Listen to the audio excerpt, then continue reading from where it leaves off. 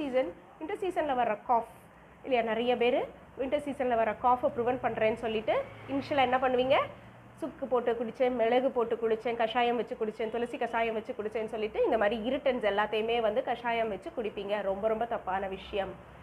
ஏன் அப்படின்னா இது எல்லாமே நெஞ்சில் சளி அடைச்சிக்கிட்டு இருந்தால் மட்டும்தான் கொடுக்கணும். வின்டரில் வர சளி வந்து நெஞ்சு சளி கிடையாது. வின்டர் வந்து ட்ரைனஸ்னால வர காஃப். வின்டர் சீசனில் ஒன்று ட்ரைனஸ்னால வர காஃபு, இன்னொன்று நம்ம தண்ணி நிறையா குடிக்க மாட்டோம், த்ரோட் இன்னும் கொஞ்சம் ட்ரை ஆகிருக்கும், அதனால தண்ணி பற்றாமல் வர காஃப்.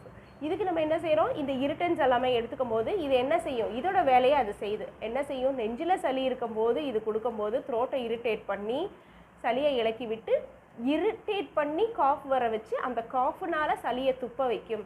நெஞ்சிலேயே சளி இல்லாத போது த்ரோட்டை தேவையில்லாமல் இன்னும் கொஞ்சம் இரிட்டேட் பண்ணிங்கன்னா காஃபு கூட தானே செய்யும். தயவு செய்து செய்யாதீங்க. தண்ணி நிறைய குடிங்க.